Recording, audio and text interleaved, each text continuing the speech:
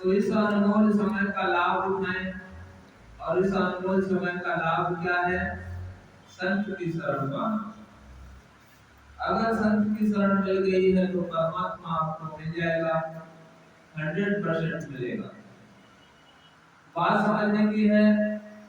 और परमात्मा को पाना एक बहुत बड़ी चीज होती है। जिसने परमात्मा को पा लिया उसने सब कुछ पा लिया, बाकी बचा नहीं कुछ। लेकिन हम संसार में समझते हैं कि या संसार में सबके अंदर कि जिसे परमात्मा मिल गया है वो तो उससे बड़ा अमीर कोई होगा नहीं। जब परमात्मा मिल गया अगर किसी गरीब को, तो समझते हैं इन्हें परमात्मा मिला होगा, क्योंकि ये गरीब है। इन्हें परमात्मा मिला होता तो ये बहुत बड़े अमीर हो जाते हैं। तो मैं आपको बता दूं, परमात्मा जिसे मिलता है वो अपने जीव को कभी फंसाता नहीं। वो इस संसार से निकालने के लिए आया है, इस दुनिया से निकालने के लिए आया है, इसमें फंसाने के लिए नहीं आया। अब वो कितनी देता है उसे दौलत, जितनी की वो उसे सह सकता है, जितनी की उसे वो जो है रोक सकता है, उतना उसे देता है कि मेरा जीव उसमें बंद कर ना रह जाए, उसमें फंस ना जाए, उतनी देता है। तो बात समझने की है। अगर हमारे अंदर उसके सहने की क्षमता होती है, वो परमात्मा जानता है हम कितना सह सकते हैं, उतना वो दे भी देता है। ऐसा नहीं कि वो हमें नहीं देता है। परमात्मा की ही तो दुनिया है ये सब। ये दुनिया दौलत अमानत प्रभु की ना हुई, किसी की ना होगी, किसी की आगे कभी भी ना हुई, किसी की अपनी बनाने की कोशिश न करना। ये कभी किसी की नहीं हुई और ना ही होगी। हमारे लिए ये सिर्फ इसलिए दी गई है कि आज हमें ये पंचतत्व का चूल्हा मिला है, इसे चलाने के लिए। ये दुनिया की दौलत जितनी है इस शरीर को चलाने के लिए दी गई है, ताकि ये शरीर चलता रहेगा तो हम परमात्मा की भक्ति कर सकेंगे, मात्र इसलिए दी गई है। लेकिन हम समझते हैं कि इसे कहीं बांध कर ले जाएंगे, अधिक से अधिक कमा लो, ज्यादा से बड़े बड़े पैसे वाले हो जाएंगे। चिंता किस बात की होती है? इसी बात की होती है कि संसार माया सबसे ऊंची हो जाए। इसी कारण जो है हमें चिंता सताती रहती है, हर समय हर घड़ी चिंता सताती रहती है कि सबसे ऊंचा होने के लिए, कुछ बनने के लिए। तो बात समझने की है, बनेंगे तो हम परमात्मा की कृपा से। जब परमात्मा की दया होगी, जैसा उसने लिखा है, आगे दया हम पर कितनी करेगा। अगर हम उसे प्यार करेंगे तो वो हमारे साथ कुछ भी कर सकता है, कुछ भी दे सकता है। लेकिन हम परमात्मा से प्यार करने वाले बनेंगे तो बात समझने की है। हम परमात्मा से तो प्यार करते नहीं और दौलत को चाहते हैं। और दौलत जब परमात्मा से अलग हटकर जो दौलत मिलती है वो हमें नरकों की तरफ ले जाती है। मैं आपको एक उदाहरण बताता हूँ। लक्ष्मी जी और सरस्वती का और आदि शक्ति का। नारद ने जो है उन्हें नारद कहने लगे, नारद जी ने आग लगा दी, एक मंजरिया लगा दी, और नारद जी कहने लगे भाई ये तीनों देवियों में बड़ी देवी कौन सी? उन्होंने तीनों में आग लगा दी, हलगरी मचा दी, तीन में बड़ी कौन सी? अब तो ब्रह्मा जी से जब पूछा गया तो ब्रह्मा जी ने कह दी लक्ष्मी बड़ी, और लक्ष्मी को बड़ा बता दिया तो सरस्वती गुस्सा हो गई। और सरस्वती गुस्सा हो गई तो कहा कि भाई फैसला सही नहीं हुआ, अब चलो चलते हैं शंकर जी के पास, फैसला कराएंगे। शंकर जी के पास चले गए। शंकर जी ने कह दिया कि भाई सरस्वती बड़ी है। तो जो है आदिशक्ति गुस्सा हो गई, पार्वती जी गुस्सा हो गई, अरे मैंने इतने दैत्यों का राक्षसों का विनाश किया है, इतना बड़ा काम मैंने किया, आप मुझे छोटा बता दिया। भगवान शंकर कहने लगे वो तुम्हारा क्रोध था, कहीं चलो फैसला यहाँ पर भी ठीक नहीं हुआ, चलो विष्णु भगवान के पास चलते हैं, वहां फैसला होगा। और विष्णु भगवान के पास आ गए। विष्णु भगवान से पूछा तीनों देवियों में कौन बड़ा है?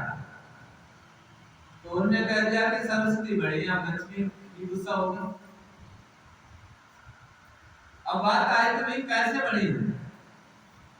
तो भगवान विष्णु कहने लगे कि ये लक्ष्मी जिसके पास जाती है उसे नरकों में डुबा देती है, वो जीव नरकों में चला जाता है, उसे अहंकार हो जाता है और वो नरकों में चला जाता है।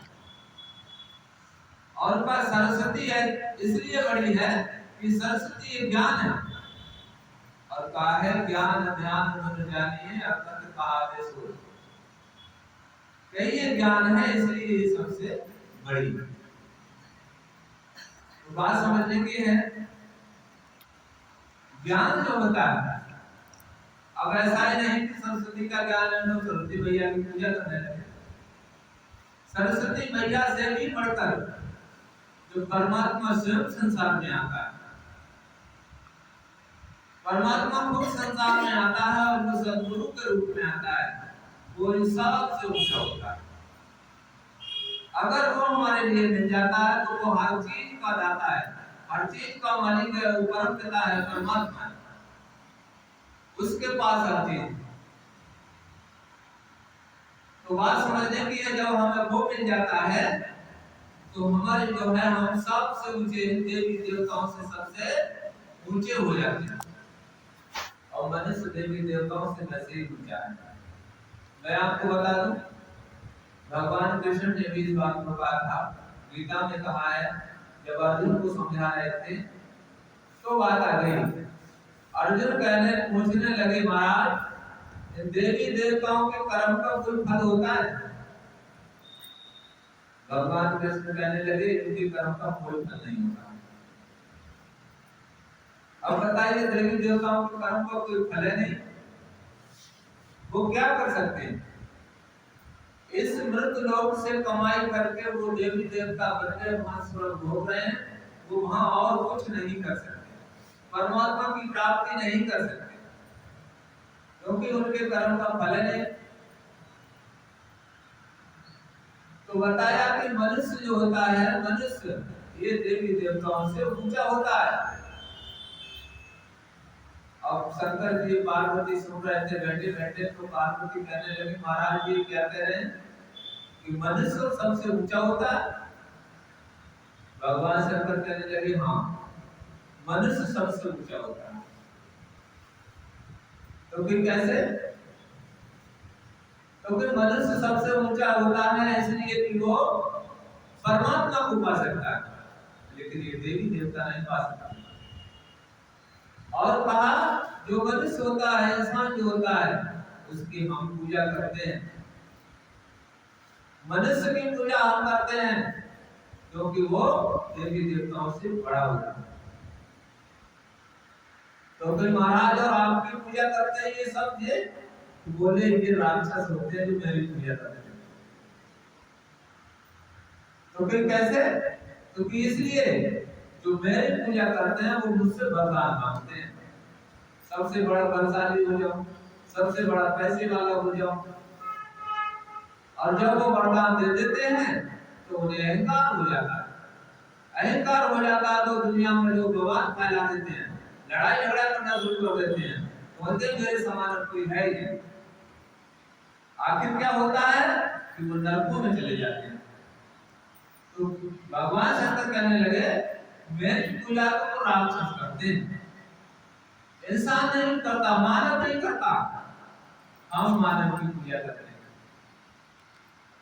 बात समझने की है, मानव कौन है? मानव वो संत होता है, और मानव वो होता है जिसने परमात्मा को पाया है। उसके लिए ये देवी देवता सभी नमस्कार करते हैं, हाथ जोड़कर नमस्कार करते हैं।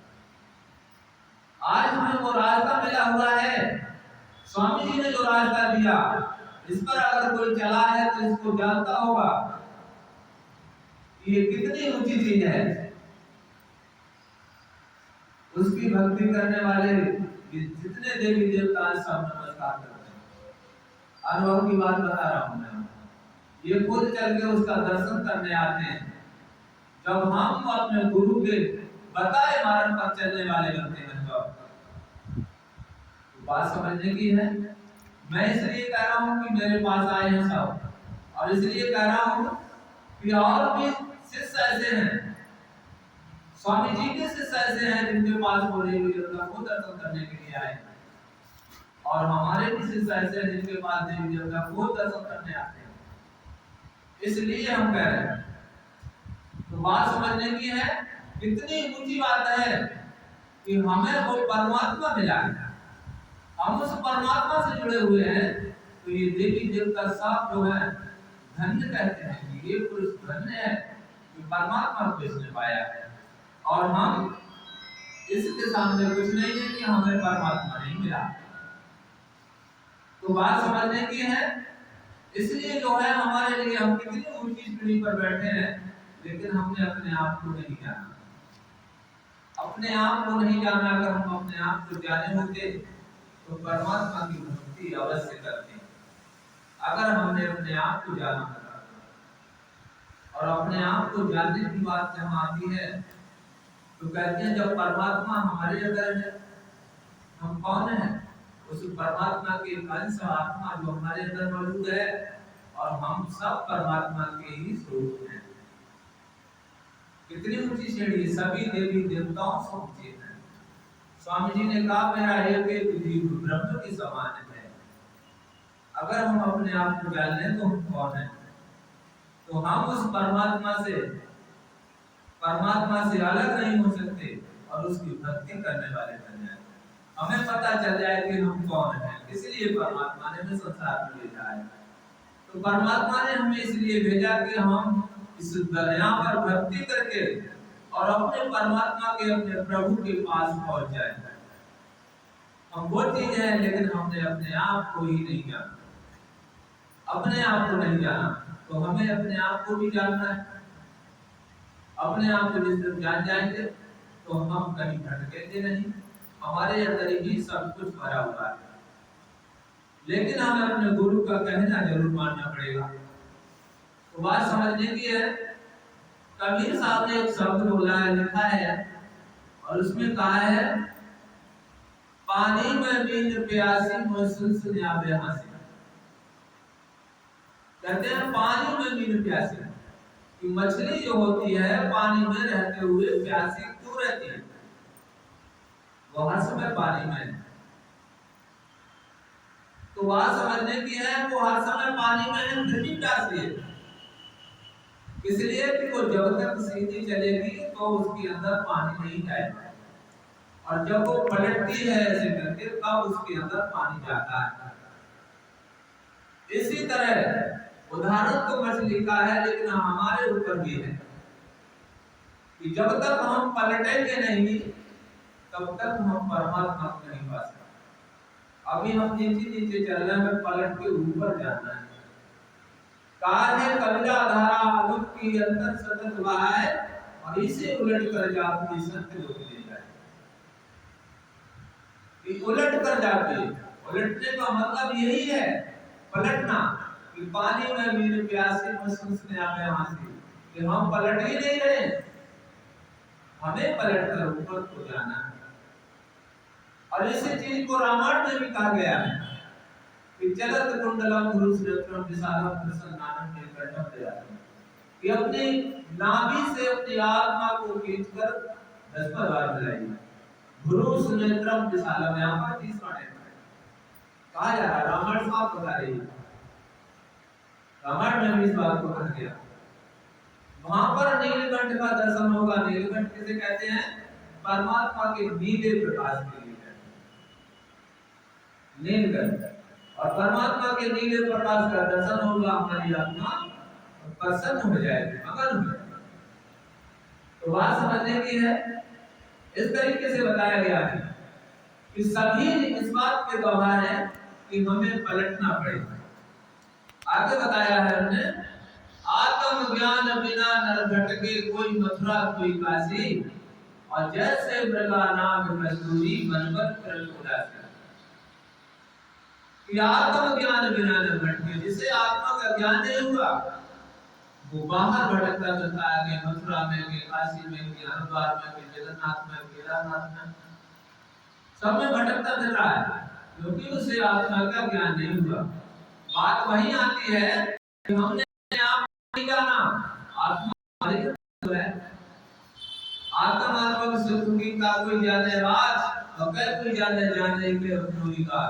आत्मा के अनुभव की सुख की बात को तुम खुद ही जान सकता है, या वो किसी अपने दूसरे परम से नहीं को बता दे तो वो जान सकता है। तो बात समझने की है, हम आत्मा के ज्ञान के बिना बाहर दुनिया में भटकते रहते हैं, और बाहर दुनिया में भटकते रहेंगे तो कुछ मिलेगा नहीं। सारी दौलत तो हमारे अंदर रखी हुई है, सब कुछ तो हमारे अंदर है, परमात्मा हमारे अंदर है, तो बाहर कहाँ मिल जाएगा। हमारे घर में ताला पड़ा हुआ है और घर से हम बाहर घूम रहे हैं, कभी सुख नहीं मिल सकता, कभी चैन नहीं मिल सकता, क्योंकि हम घर से बाहर भटक रहे हैं, हमारे घर में ताला पड़ा है। जिस दिन हमारे घर का ताला खुलेगा और हम अपने अंदर जाएंगे, हमारी दौलत कभी हमारी कामयाब होगी, उस दिन हमें सुख मिलेगा। तो वो ताला कौन खोलेगा? वो सद्गुरु खोलेगा। तो कहा है कि आत्म ज्ञान बिना नर भटके, कोई मथुरा कोई काशी, और जैसे मृगा नाम कस्तूरी बंधन सुरासी। जैसे हिरण होता है, वो पूरे जंगल में भागता फिरता है, खुशबू कहां से आ रही है, खुशबू ही कहां से आ रही है, उसे सूंघता फिरता है, लेकिन वो सिगरेट घूमने से नहीं मिली। और जब वो थक कर बैठ गया और उसका मुंह जब नाभि की तरफ को आया, तब उसे खुशबू मालूम पड़ी। बोला, अरे ये खुशबू तो मेरे ही अंदर थी, मैं तो सारे जंगल में भाग कर कर रहा था। इसी प्रकार से जब हम अपने अंदर जाएंगे तो हमारे अंदर की दौलत, वो परमात्मा की दौलत हमारे अंदर रखी है, वो खजाना, और वो परमात्मा तब हमें पता चलेगा। अरे हम बाहर तो फालतू ही भटकते रहे, कुछ नहीं मिला। तो बात समझने की है, लोमस ऋषि ने कहा कि तीरथ व्रत सब झूठ पसारा, जासे नाय होय डरवारा। लोमस ऋषि में कौन बेचारा, संत शरण से होय हुआ। कि जितने तीर्थ व्रत हम जो करते हैं, ये सब बेकार का झंझट है, बेकार का झंझट है। एक बार का जिक्र आता है, लोमस ऋषि ब्रह्मा जी के पुत्र थे, और ब्रह्मा जी से कहने लगे, पिताजी हमें बहुत से रास्ता बता दो। उन्होंने कह दिया, एकादश व्रत कर लो। अब एकादश व्रत किया तो हम भक्ति की ओर में चले गए। अब बेचारे 84 भूति भक्ति की ओर में चले गए। बताइए, उन्होंने अपने बेटे को नहीं बताया सही रास्ता। फिर आए हुए पोता कर फिर कहने लगे, पिताजी मुझे मोक्ष का रास्ता बता दो। तो उन्होंने फिर यज्ञ हवन में लगा दिया, देवी देवता बन के, फिर भी उद्धार नहीं हुआ। इस तरह से जो है वो उन्हें भटकाते रहे। जब उन्होंने उनका पीछा नहीं छोड़ा तो ब्रह्मा जी कहने लगे कि बेटा, मानव का उद्धार संत की शरण में जाने से होता है। तब उन्होंने बताया। तो बात समझने की है, सभी गवाह हैं इसी बात के। तो आगे कहा है, कबीर साहब बताते हैं कि जग विच कमल कमल विच कलियां तापे भंवर निवासी, और सो मन वस्त्र लोक भय सब यति सती सन्यासी। किस तीनों लोग यति सती सन्यासी सब मन के बस में, और मन के बस में है तो परेशान है, वही चिंता सता रही है परमात्मा ने की।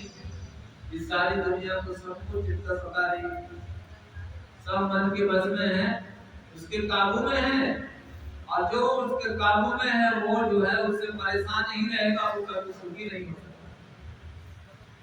अब उससे बचने के लिए रास्ता कौन सा है? जो तीनों लोगों को बता दिया कि तीनों लोग उसके काबू में, और ये सच्चाई है, क्योंकि मन हमारा जो है वो काल निरंजन का रूप है, और काल निरंजन ब्रह्मा विष्णु सारे सबसे आगे है, तो सब तो उनके काबू में हो ही गए, कैसे बचेंगे इससे? तो इससे बचाने वाला हमें कोई सद्गुरु बचाएगा, जो इससे भी ऊपर का है, जो इस सब का मालिक बैठा हुआ है, सब पुरुष परमात्मा जिसे कहते हैं, वो बचाएगा, क्योंकि वो सब का मालिक है। बात समझने की है, कोई भी छोटा हो बड़े से नहीं बचा सकता, और कोई बड़ा आ जाए उससे तो वो बचा सकता है, हर परेशानी से बचा सकता है। तो सद्गुरु जो होता है वो परमात्मा का स्वरूप होता है, साकार रूप होता है। और वो साकार रूप होता है वो हमें इन सारे जगतों से बचा देता है। तो बात समझने की है। आगे कहा है, अभी मैं आपको बता दूं, इसमें कहा कि सब परेशान है मन के वजह। अब ले लीजिए राजा इंद्र की बात। जब इस दुनिया पर कोई भक्ति करता है, अच्छी भक्ति करने लगता है, तो उसका सिंहासन हिलने लगता है, हिलने लगता है, कहीं मेरा सिंहासन कोई न छीन ले। वो परेशान होने लगता है, बेचारा सिर्फ पे बैठा तो परेशान है वहां राजा होकर के। अब बताइए क्या सुनता है, यहाँ पे भक्ति करने वाले होते ही रहेंगे पहला, और भक्ति करते ही रहेंगे लोग, और उसका सिंहासन ऐसे ही दिखता है। तो बात समझने की है। उससे अलग हटकर ले लो, जितने देवी देवता उस महाराज में बैठे और जो जीव जाता है अपने नाम के लिए, तो वो देखते हैं तो कहते हैं हे प्रभु हमें भी एक बार मनुष्य दे दो, तो हम भी भक्ति करके आपके नाम पे चले जाएं। तो वो इस बात के लिए परेशान, एक बार हमें भी मिल जाता चला तो हम परमात्मा के घर चले जाते। वो इस बात से परेशान है जबकि स्वर्ग में बैठे। इसलिए जो है तीनों लोग जो है उस मन की बस में है, और जो है उससे बचने का रास्ता सिर्फ सद्गुरु है। आगे बताया है, जाको ध्यान धरें विजहर हर मंजिल सहस अठासी। जाको ध्यान धरें विजहर हर मंजिल सहस अठासी, और सो तेरे घट में विराजे परम प्रसन्न। कि जिसके लिए सभी ऋषि मुनि और सब ब्रह्मा विष्णु सभी जिसका भजन करते हैं, वो तेरे अंदर मौजूद है। क्यों बाहर भटक रहा है दुनिया में, क्यों भटकता फिर रहा है कला से यार में, रास्ता सरल में दिलबर जाने के लिए। काहे क्यों भटकता फिर रहा है?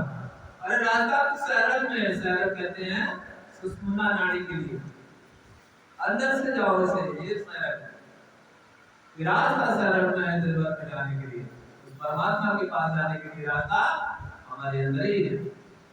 और रामायण जी कहती है साधन धाम मोक्ष का द्वार पायो रे परलोक हमारा, कि मोक्ष का द्वार साधना का धाम हमारा शरीर ही है, कहीं बार भटकने की जरूरत नहीं है। और संत जब भी आते हैं तो वो यही समझाते हैं कि तुम्हारे अंदर ही सब कुछ है, तुम्हें कहीं बाहर भटकने की जरूरत नहीं है। और वो कभी अपने जीवों को बाहर आडंबर में कभी नहीं बताते, वो कहते हैं अपने अंदर जाओ और तुम्हारे अंदर सब कुछ है उसे पालो। तो बात समझने की है। और सद्गुरु जो होता है हम अपनी ताकत से नहीं पा सकते, मात्र कह दिया सुन लिया ऐसे ही करने लगे तो नहीं कर सकते, हमें सद्गुरु की शरण लेनी पड़ेगी।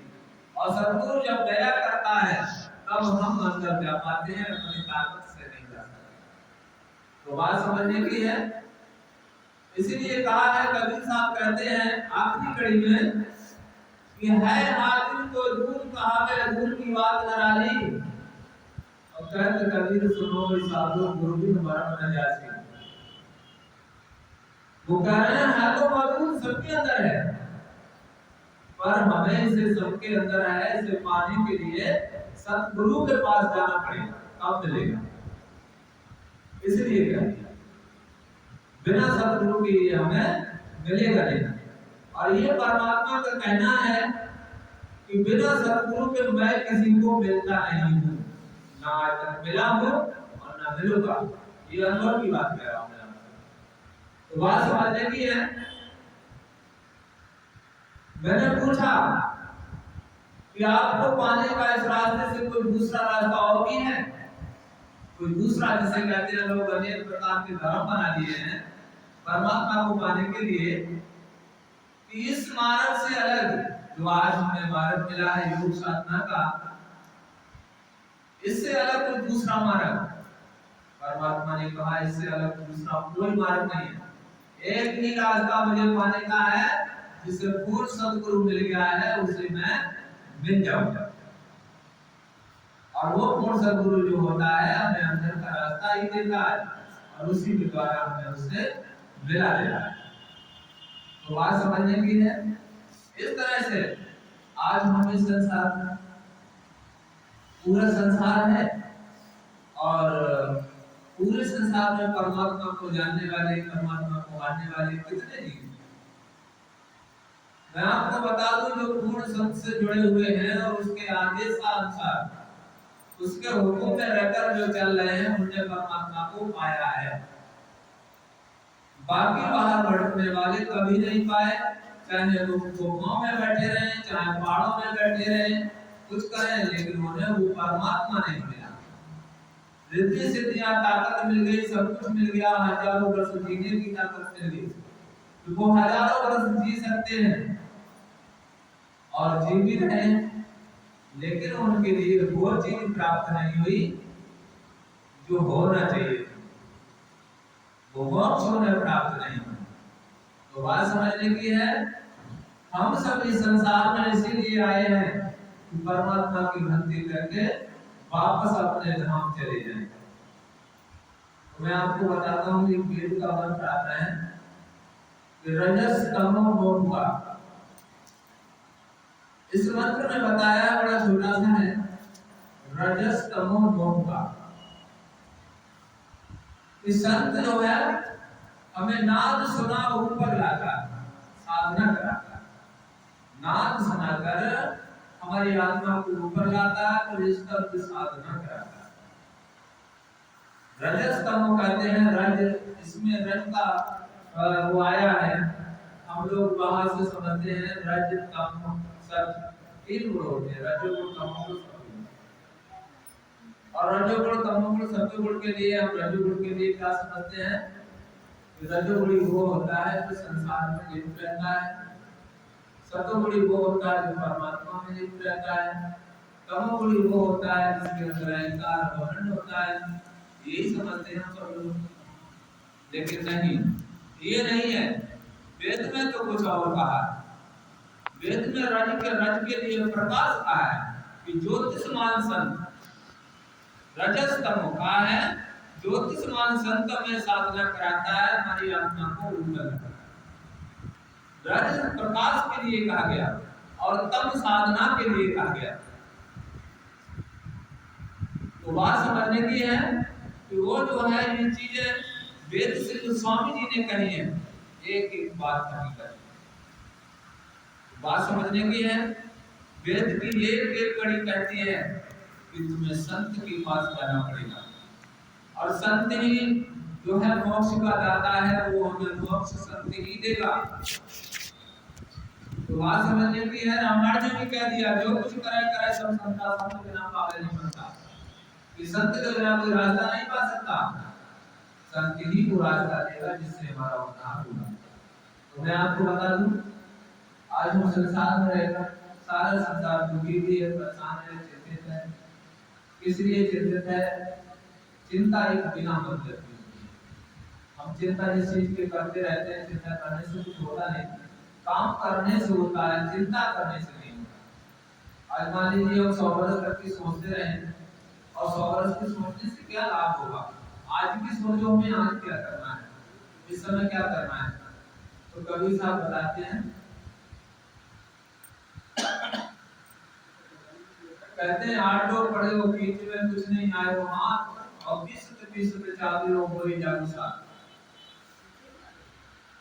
कहा कि 2 बहनें थी, आटा पीस रही थी चाकी से चलाकर, एक बहन जो थी उसमें से दाने ली चमड़ी और पीस भी रही थी, चमकी जा रही थी।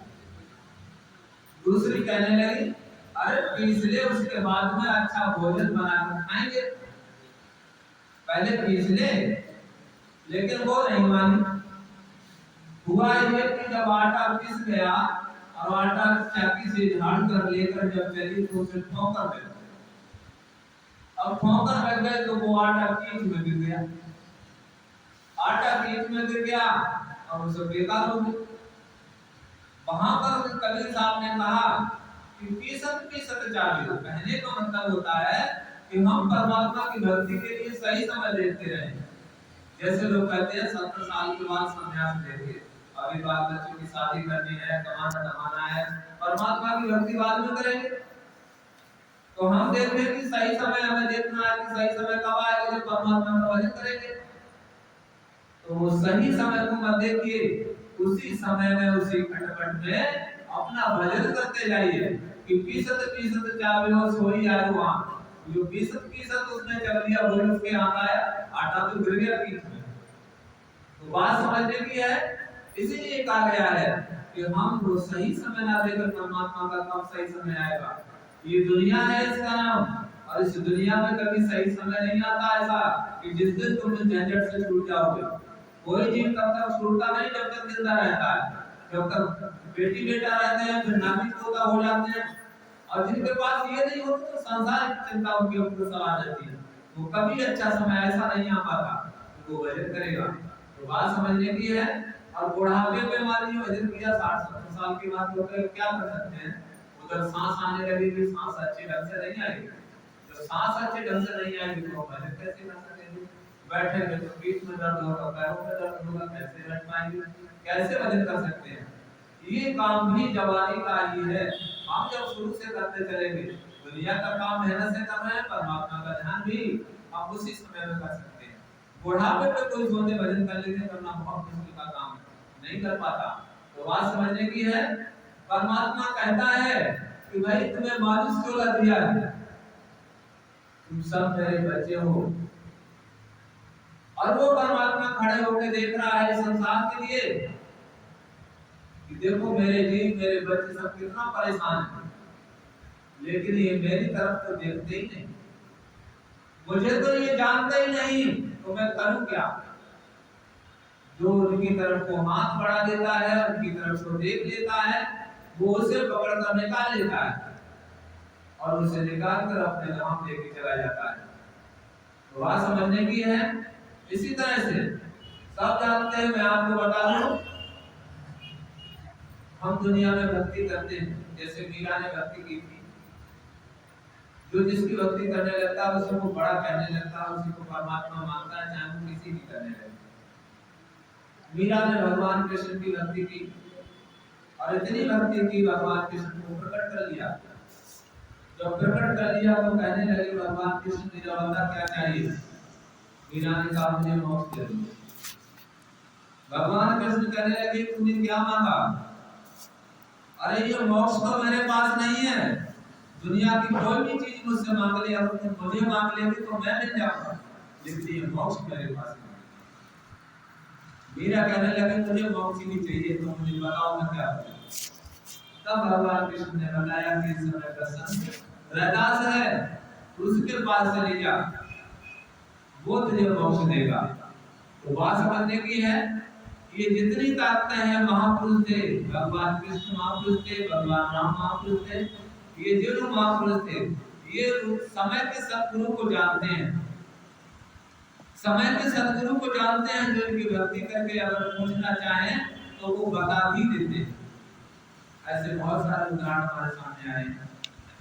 हमारे गांव की बात है, ये अवतार गाय बैठे की बीवी देवी मैया की बहुत बड़ी पुजारी थी।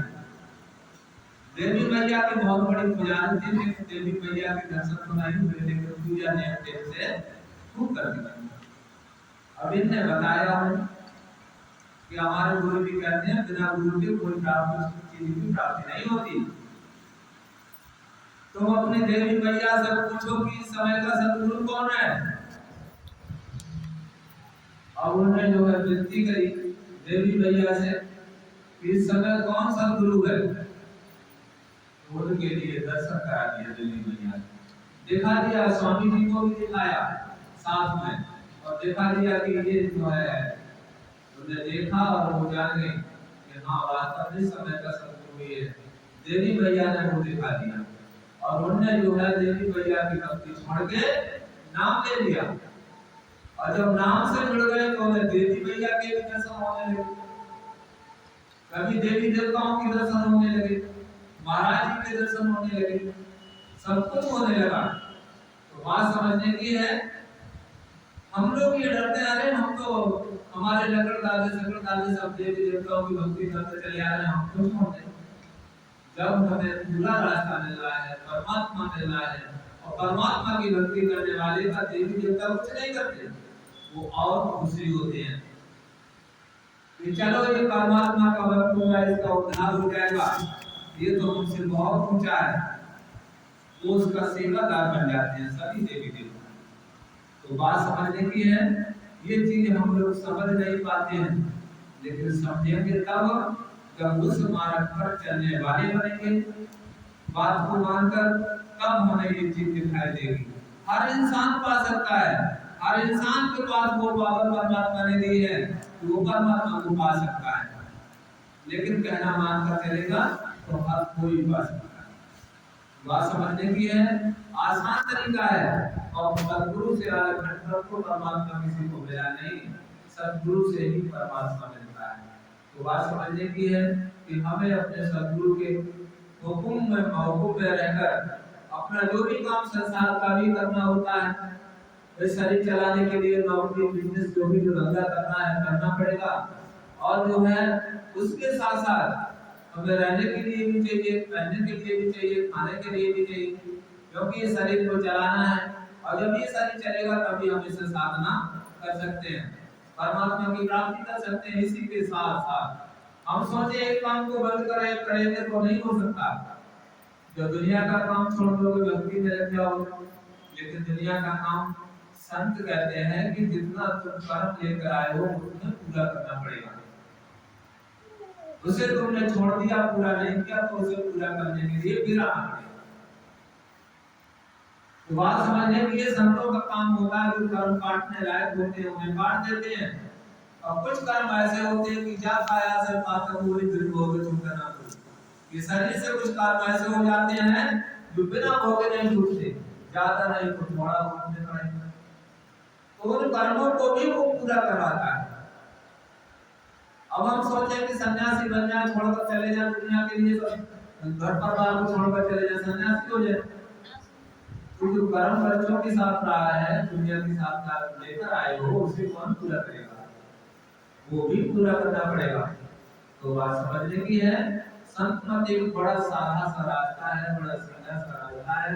वो कहता है कि गृहस्थी में रहकर परमात्मा को पा सकते हो, आसानी से पा सकते हो। तो हम जो है संत कभी नहीं कहते कि तुम्हें सन्यासी बन जाओ, महात्मा बन जाओ, कुछ बन जाओ। वो कहते हैं अपनी गृहस्थी में रहिए, अपना काम करते रहिए, मेरी याद बनाए रखिए, तो तुम्हें परमात्मा मिल जाएगा, और आखिर में तुम अपने घर चले जाओगे, सतलोक के लिए चले जाओगे, ये सारे झंझट से दुनिया के दुख से छूट जाओगे, परम सुख परमानंद में चले जाओगे। ये स्वामी जी महाराज की थोड़ी सेवा थी, जो आपकी सेवा में रखी गई। बोलो स्वामी जी महाराज की जय, बोलो कृपाल सिंह महाराज की जय, सभी संतों की जय जी महाराज।